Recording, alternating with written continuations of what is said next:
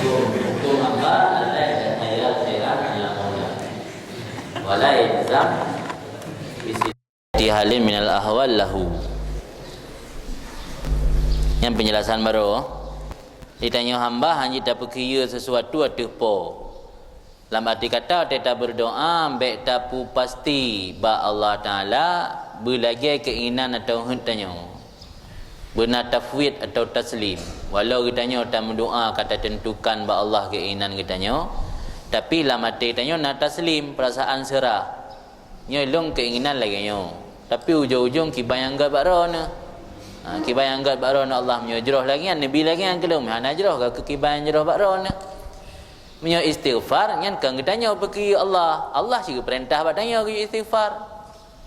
Fastaghfiru istighfar. Ati tanya lagi keampunan ba Allah, nya nak kira tanya kata ya jazam, tayak fetu Allah. Karena dia dah pubut lagi guyul Allah.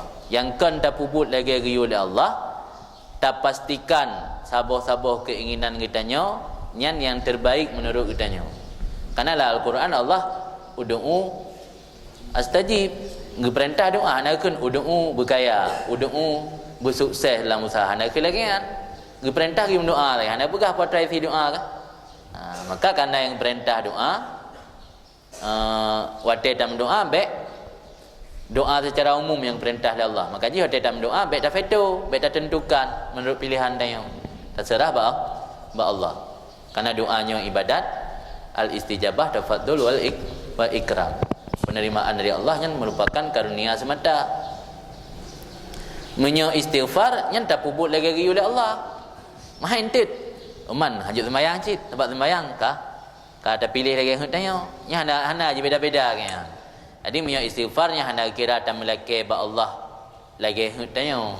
Tapi nya tak puput lagi oleh Allah. Malah istighfarnya termasuk salah satu perkara yang paling galak oleh Allah.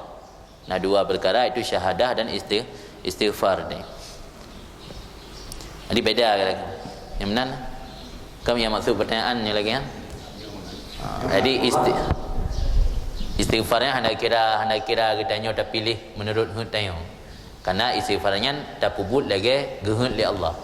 Kan tak pilih ba Allah lagi hendaknya. Yang pilih ba Allah lagi hendaknya, tak laki ba Allah dalam doa berlagi keinginan tanya.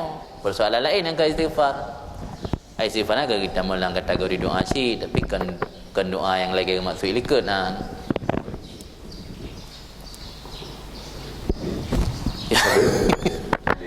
Jadi dah jawab kesimpulan masalah musibah dalam keadaan itu nomor kualitas iman dan mental. Kualitas iman Abu Khayyar kurung-kurung tadi. Kita nyo ilo tadi susah. Maka eno mendang. Jadi nabi kata ke kurung dodon umum banyak. Kita dah enggak ada. Umum banyak di kurung